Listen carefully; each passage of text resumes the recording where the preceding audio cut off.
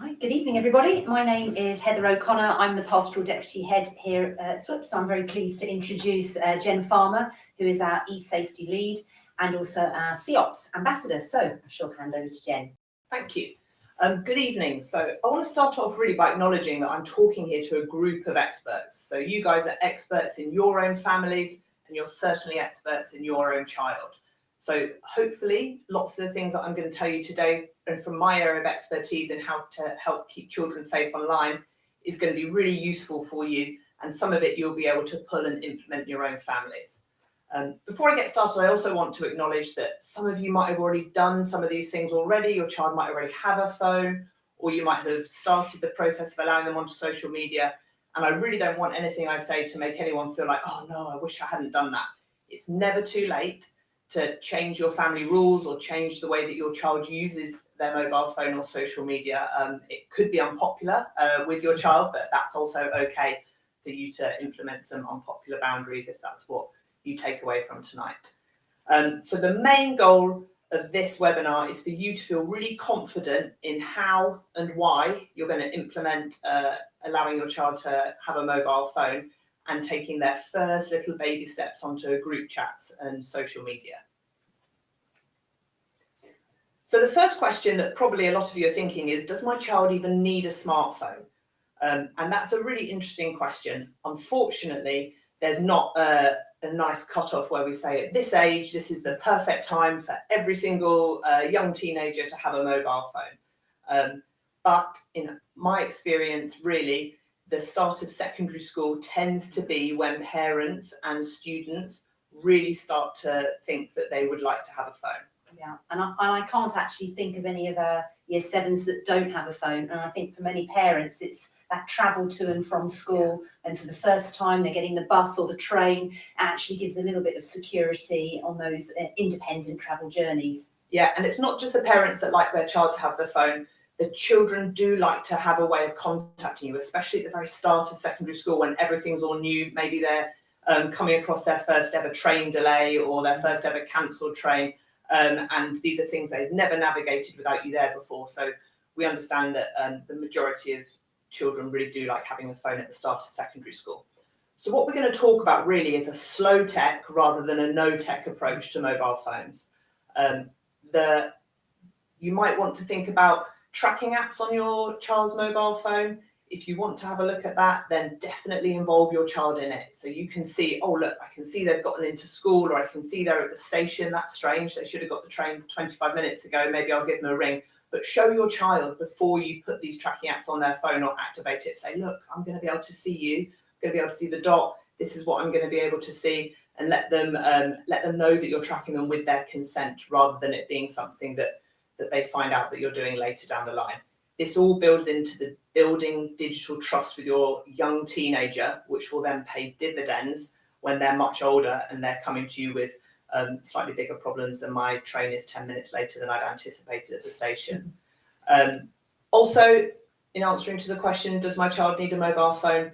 The majority of young teenagers' social lives, as they start secondary school, start to be organised online with group chats and also semi-conducted online. So by not allowing your child to have any tech at all or any phone, it's not impossible for them, of course not, but it does put an extra hurdle in the way of them making friendships at school and maintaining those friendships in the way that their peers do. So before the phone arrives is probably, in my opinion, the most important time for a family. It's really, really important that the first thing you do before you start looking at which phone you get or start talking to your child about their phone, you ask yourself the question, do I want my child to have the same relationship with their mobile phone and social media as I do? As the adults in their household, and maybe even older siblings, that you are their biggest role models. And whatever you do currently in front of your child with your mobile phone, they will presume that that is the family norms and that therefore that is something that they will be allowed to do too. So a really good example of this is everyone's just sitting down maybe for a family barbecue, and then finally the work email I've been waiting for all day has come through. Sorry guys, I really have to take this, it's really important. Your child is going to see that, and that is going to be, fast forward a few years, them sitting there saying, I just need to have a look at this TikTok notification because that's really important. Your work email is their social media. So whatever you allow yourselves as the adults to do with your phone, they will definitely presume that that is something that they can do.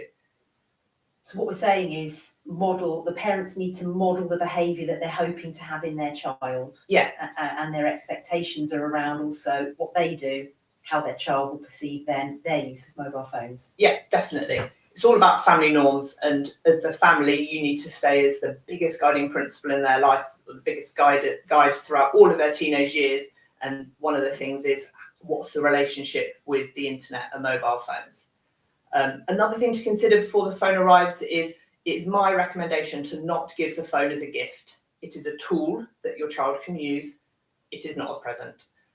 If you give it as a present, there's a lot of power in that. It's very difficult to 5 or 6 hours after their birthday morning say, oh, actually now that gift that I've given you, I'd like you to switch off because your granny's coming over and it needs to be put away. That's really tricky. Same with Christmas morning, really hard to kind of ruin a family day by saying they have to put something away.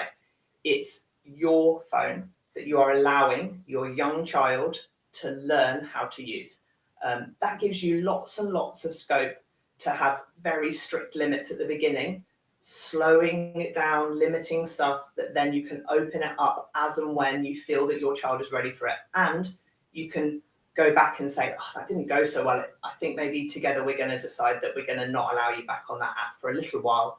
We're going to stick to this because that didn't work so well for you. Another fantastic thing to look at before the phone arrives is family sharing apps. These can be really useful for a young teen. Again, with their consent, allowing them to see that you as the adult will have control over which apps you can allow on their phone, the time they can spend on those apps, what time of day they can use them, how long they can stay on the whole internet entirely for across a day, and you can also see how long they've done that for. Show your child, say, we've got secondary school soon, I'm definitely going to be getting you a phone. I want to talk to you about family sharing, because before the phone arrives, you've got the power of, this is what is going to happen when the phone arrives. If you hand it over and then try and backtrack later, that's really tricky. Yeah. I do see sometimes issues with 14 and 15-year-olds who perhaps aren't using their phone in the way their parents want, and parents then trying to impose family sharing apps, and it doesn't go down well. So if you can establish it before the phone even arrives, that this is how it's going to be, you're going to be in a much stronger position when they're 14, 15 or 16. Definitely. So the main takeaway there really is, what are your family doing at the moment? Do you want your child to copy that? And joint ownership of these rules. So assuming now that we've fine, that the child's got the phone, you've set up all the things that you want to have in your household, what are the risks surrounding a child having unrestricted access to the internet? So I think the most important thing to remember is that the internet was never designed for children. It was designed for adults, and it was designed by adults. So giving your child unrestricted access to the internet is the equivalent of giving them an adult-sized mountain bike, putting them at the top of the hardest adult-sized mountain bike trail, sending them down it, and then being cross or surprised when they hurt themselves, hurt someone else, or damage their bike, because the internet was not designed for children. But this is the world we're in. This is the environment they're in. So we do appreciate they are going to be on the internet. So we're going to try and help you manage the transition onto that. So matched with the internet not being for children, we've then got, on the other side, teenage brains. So teenagers really, really struggle with critical thinking. They struggle to be able to pick out what's the truth and what's not the truth from large pieces of information. They are really primed to test boundaries. And although all children of all ages are there testing boundaries, this sort of start of secondary school up to 13 is when they're going to be doing that, not stood right next to you. So the stakes are slightly higher with their boundary testing. Teenage brains are really wired to be hugely susceptible to rewards. The little dopamine hits that come in from someone liking your outfit that you've posted or agreeing with something you've said online, it's really difficult for adults to resist that. Teenagers brains are so susceptible to finding that addictive, finding that really pleasurable, and this idea that there might be a reward coming, is where the compulsive picking up the phone, checking it, not wanting the phone anywhere other than in their pocket, and finding it really difficult when they're not stood next to their phone. So if we put that on top of the fact the internet wasn't designed for children, we can see that there are quite a lot of risks. Virtual life and real life merge really, really, really quickly online. And so that they are going to start spending, even though we're saying put some time limits on how long they're allowed to be on it, it's going to naturally be spending time on their phone that they weren't previously, or on the internet they weren't previously before they had the phone. And what they see online really is going to shape their perceptions of themselves, of relationships, of societal norms. And the most important thing is for a parent to be part of their online life. You need to be the major influencer in your child's life, not an influencer on TikTok, because it's going to, this period of time hugely shapes their opinions and attitudes towards a whole host of things. So it's regular, casual, relaxed, daily chit chat about your child's online life, just like you would if they were in a drama production or in the hockey team. You would ask, oh, how's it going? Or how's so-and-so getting on? And it might seem like it's different because it's online, but their phone can't be something, and the online world can't be something that they just do by themselves alone. You have to be there next to them, asking them questions, taking an interest in it, even if you've watched 700 different videos of a French bulldog in fancy dress and you can't think of anything you'd least like to do. For your child, that's the important thing, you being there next to them whilst they're enjoying the French bulldog videos. Yeah, it reminds me of a parent, a dad, who his 14, 15-year-old, he watched every episode of Love Island with her. He told me it was absolute purgatory, but it was a shared activity and he wanted the opportunity to talk about body image and things like that. So do get involved, even though it will be tedious. Yeah, that's the main thing really, that you are, you're not there to criticize what they're doing or to say, oh, that's silly. You're there to enjoy it with them, just like you might do if you're stood on a cold February day in the pouring rain watching them do sport that you'd probably rather not be doing that, because you need to be their main influence. It also gives you an opportunity to ask any awkward questions. If you think, oh gosh, I really hope that they haven't seen anything that is inappropriate online, but if you're there, if it's a joint experience, we really do urge you to ask those awkward questions. You can just say, oh yeah, gosh, I wonder if there's anything online or anything you've ever been sent that you didn't like the sound of or made you feel a bit scared or worried. And this kind of daily chit chat really, really is going to help you to stay connected to your child and not have their screen time on their phone as a private activity that they do without you. And what about if the child does make a mistake and is embarrassed or has clicked on something they shouldn't do? What sort of attitude should the parent take towards that? Yeah, this is really, really important. There has to be a no blame attitude to mistakes.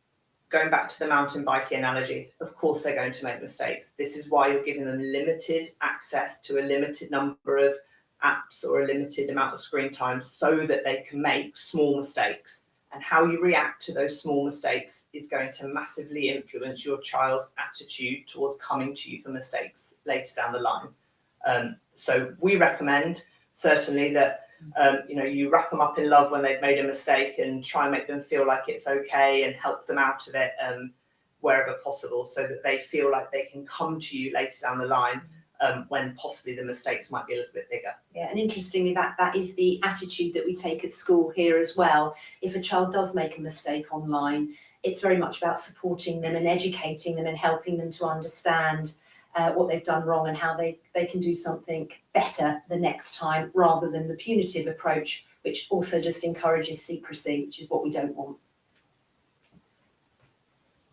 So social media, I think the key thing to always remember and try and sort of regularly remind yourself is that social media companies do not care at all about the safety and well-being of your child.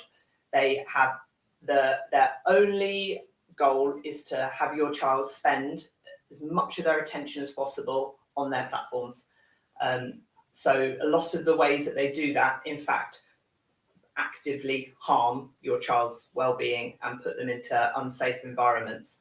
And the NSPCC have some really helpful information on this. So they've done a lot of research, and they've been able to categorize the things that teenagers typically do on social media, which are risky. So teenagers typically overshare personal details. They're really trusting, again, going back to they're not able to critically evaluate a situation and necessarily make a good choice.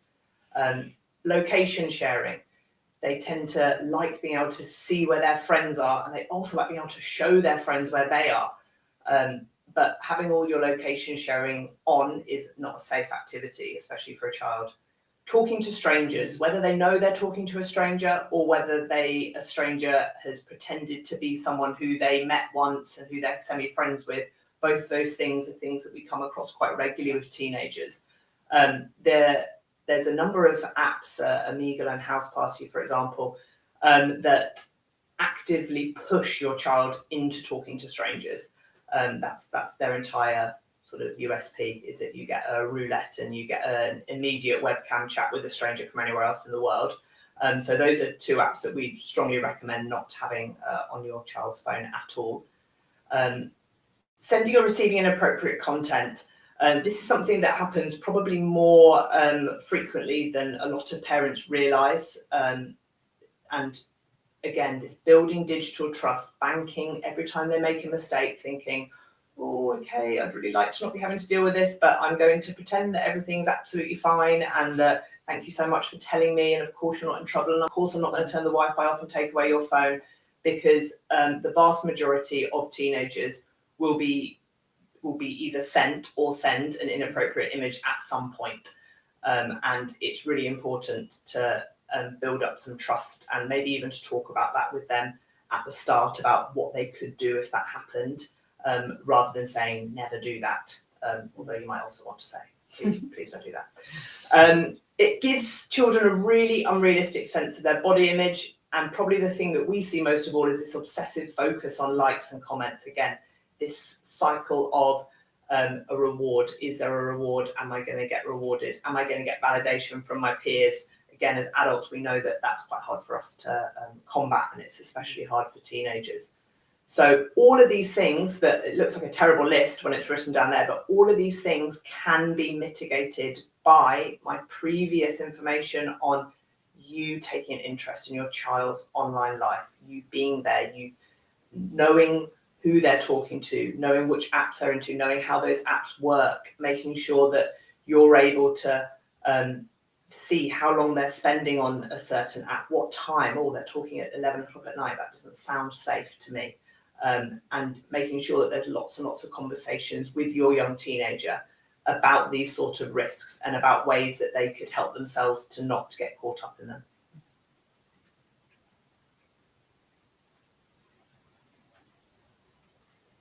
So some top tips really to take away is understanding how your child's phone works is a really important thing to do. It's very tempting to think, oh, I'll buy, my child is 11, only just turned 11.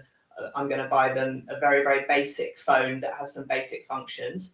The problem with that, or some of the hurdles we're seeing with that, is that the second you hand that phone over to your child, they are going to instantly know the ins and outs of everything, every security setting, how to get around every single solitary thing that phone has to offer. They will know it almost instantly.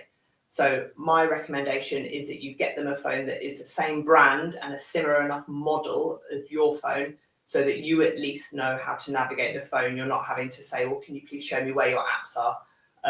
Because there is quite a lot of difference between lots of the different brands. So making sure that you're able to do that. That also helps with some of the family sharing and some of the tracking apps. They tend to work quite well if everyone's got the same brand of phone. They're just a bit slicker than installing a second app to do it, although you can do that. Definitely establish and agreeing the rules prior to the phone arriving. Really important that your child is aware of where it's going to be charged, for example. Absolutely, I would recommend not having the child's phone charged in their bedroom under any circumstances.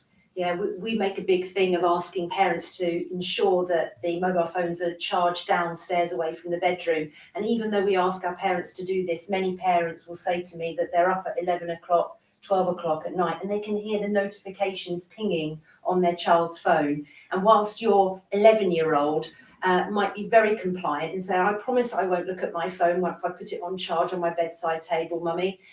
When they're 15, it is much, much harder for them to resist that temptation. And, it can be so difficult if they are so attached to their phone that they can't bear for it to be out of their sight. That's something that you need to instill early on as part of your agreement, in that you are allowing them to use this device. Remember, it doesn't belong to them. It's actually your phone. You're the one paying for it.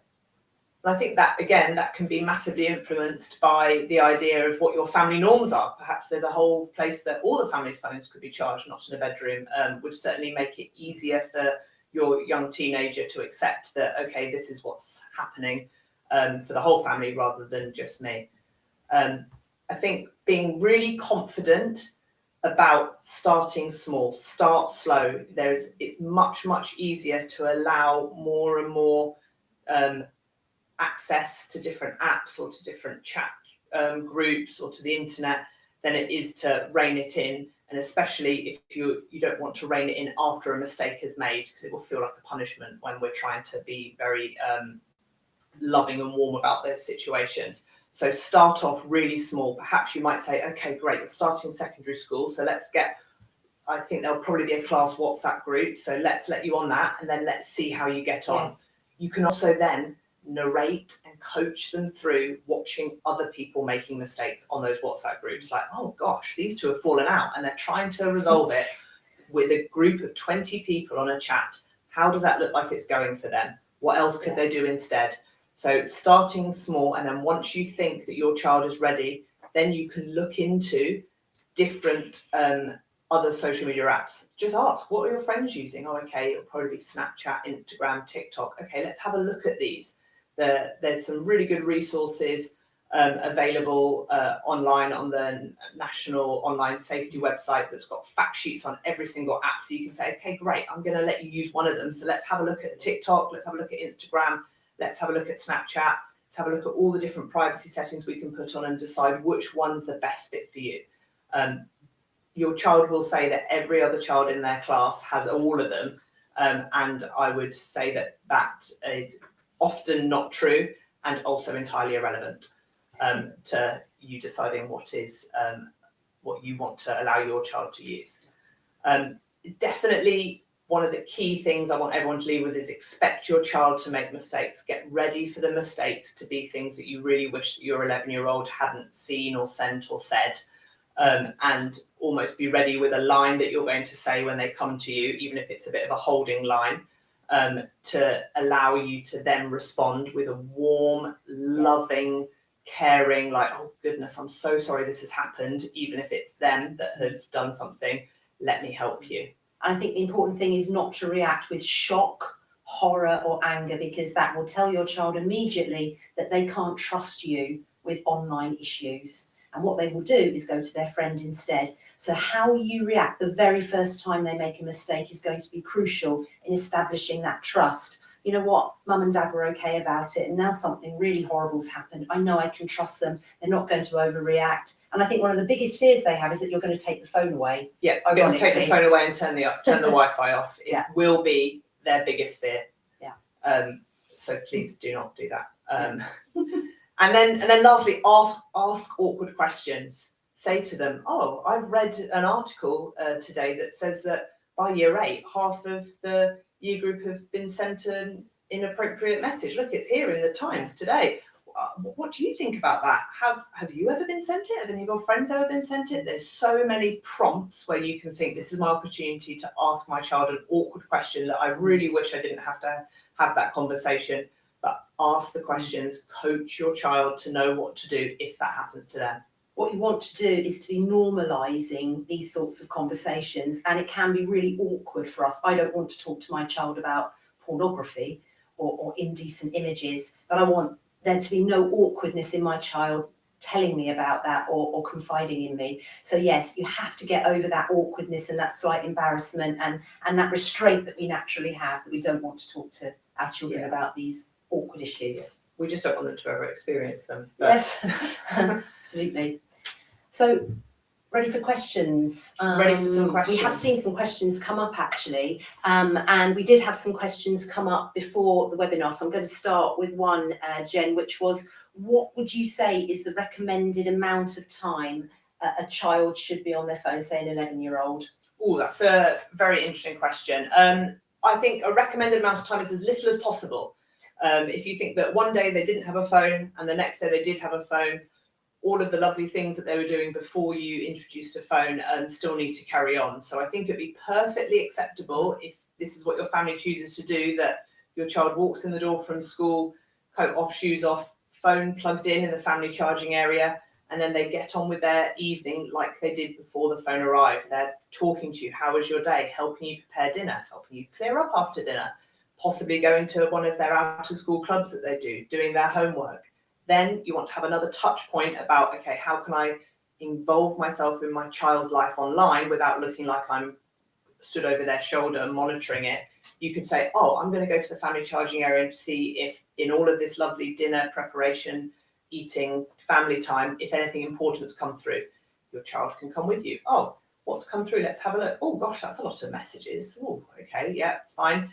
Have a quick conversation, anything that comes up, then phone off while it's being charged overnight. I think that would be, if you're going to say the ideal situation, that would be the ideal situation for a young teenager. And remember that if you're saying, I'm going to allow my child, say 30 minutes, I'm comfortable with that at 11, it's only going to increase as they get older. So don't start with, I'll allow them 2 hours and hope that 2 hours is where it's going to stay whilst they're 14, 15, 16. So start, I would say, with as little as you can get away with. As little as you can get away with at the beginning, because you always, it's much easier to say, you know what, I think you're being really sensible. I can see that when you come back to your phone that there's a lot of messages, and I wonder if maybe you feel like you're missing out a little bit. Perhaps we need to, perhaps you'd like to have a look at it for half an hour after you've cleared up after dinner. Okay, so there's another question here which is about the age limit. So you mentioned TikTok and Instagram, and I think the age limits are 13. So how do parents of 11-year-olds navigate that? Yeah, that's really tricky. So entirely right. The age limits for all of these social media apps, TikTok, Instagram, Snapchat, is all age 13. So you are perfectly within your rights. If you don't want to say to your child, the age limit is 13, you're not going on until 13, then the rules are on your side. Again, the reality is that in our experience, the vast majority of year 7s will definitely have access to some of the social media apps. So it's, again, I would start off small. I would not launch your young teen into all of them and hope for the best. You want to start off small with them. So I can see that we've got quite a few questions coming on, particularly about help sheets for parents and so on. But you're doing another e-safety session next week, Jane? So next week, at the same, there's a same format. There's an e-safety webinar with me next week, where I'm going to go into a little bit more detail about some useful resources that parents can get. So I'll be covering that in quite a lot of detail next week. So thank you very much for joining us this evening, and thank you for your questions, and I hope you found it useful, and perhaps we'll see you on another webinar another day. Thank you very much.